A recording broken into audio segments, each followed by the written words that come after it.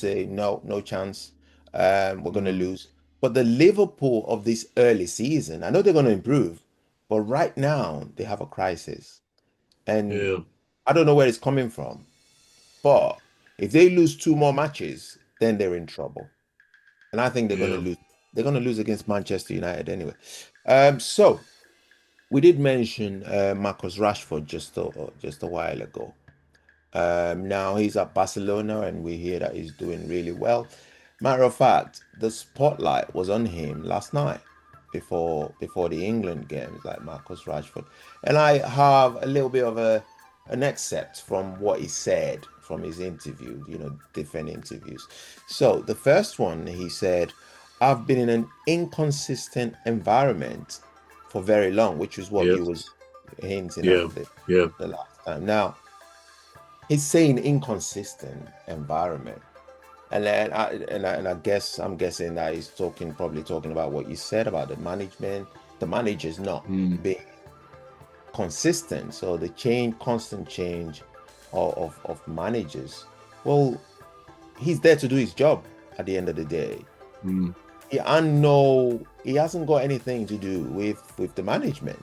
You know, that's not his job. His job is to go out there and play his best. Now, whether that's affected him psychologically, we don't know, do we? But you know, what he said, I looked at it and I thought, all right. But then he then went on to say, "I think consistency is what I need to bring into my game. Yeah, I'm looking to do that." But he's still not out of the woods yet, Rashford. Like you No. said, No. he's on loan, so he still has a lot of uncertainties Yeah. hanging over his head, and the fact that he's played well in two or three games at Barcelona, all that could change. So I think he's talking too soon actually, because Mm. anything could change and Barcelona could decide, well, we don't want to keep him at the end of the next window. They might say, well, you know what, we want him to go back. We don't know. So he's actually not doing himself any favors. And then he then went on to say something else, which he said, "I feel like I've been in an inconsistent environment." Yeah, we've seen that. He said, "For a very long time, so it is even more difficult to be consistent." He's talking about this consistency. I mean, Jadon Sancho had it worse than him. Mm. At least he's all right. So he left Manchester United, went to Aston Villa, came back for a brief period, and then off to Barcelona. Jadon Sancho's is still there, still hanging around there, not knowing what's happening. And Yeah. even and Yeah. even Kobbie Mainoo. Kobbie Mainoo is in Mm. limbo at the moment because he's not getting play time, and there's no real move for him to be sold. So he's just there. So I don't know what Yeah. Marcus Rashford is complaining about. And then when they actually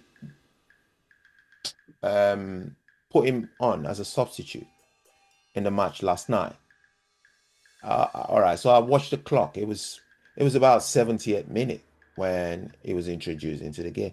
He didn't really have that much impact. No. Eze No.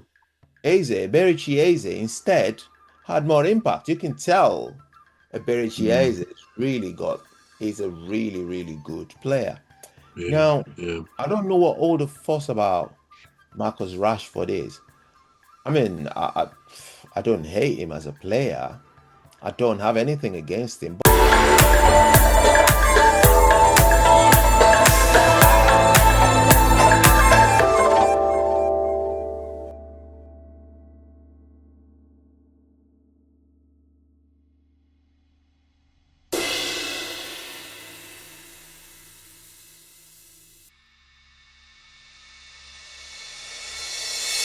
I have anything against him. But it seems to open his mouth too soon, too soon for me. He just Yeah. comes out with, yeah, he just comes out. Why don't you just say, I'm looking forward to the game? That's it. Stop saying the things that you're saying because you're only jinxing yourself.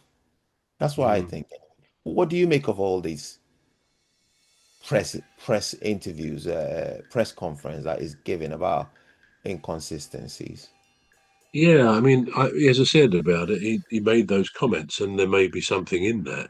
And of course, Yeah, we never know what a player's personal relationship is like with with a manager. I mean, as you say, Kobbie Mainoo was playing for England, wasn't he, going back a few months? And now, I don't know, he seems to be out in the cold at Manchester United. And if he's not getting games, he's not going to be picked for the England squad.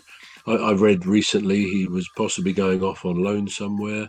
But again, it must be unsettling for him. And that does come back to this idea that until the hierarchy at Manchester United agree on whether they're going to keep Amorim, and if so, back him 100%, or if not, make that decision and start to get things levelled out. For me, Marcus Rashford, we both know he can be a very good footballer on his day, but I think in the past he's let outside influences, outside matters, get too much in his life, with the consequence. And I think he was probably told, don't go and get yourself too involved in politics, because it will impact on your game in a bad way. And maybe that happened. But even now, reading the other day that there are matters also outside, as well as him is on loan at Barcelona, but he's getting a new great big house built here. I say built, in fact, it's an old golf club. So it's quite a big golf club house, whatever you call it, very big, where the golf club members would go after the games and so on. And it's being converted. And I was reading that there have been all sorts of delays on this. Oh, it's obviously in the centre of a golf course as well. All sorts of delays, which so far it's cost him, I think it said £15 million, and it's going to cost him many more millions. Well, of course, all it really does to the reader is once again to reinforce just how mega rich these footballers are. Now, probably I don't think we begrudge people, don't begrudge anybody making as much money as they can in their life. I'm all for hard work, and people who achieve, we should all be admiring that and aspiring to it, a bit like they do, I think, in America. Not so often the case here, it seems. But yeah, it reminds us just how rich these players are. And of course, when they've got those resources, nothing is beyond their capability.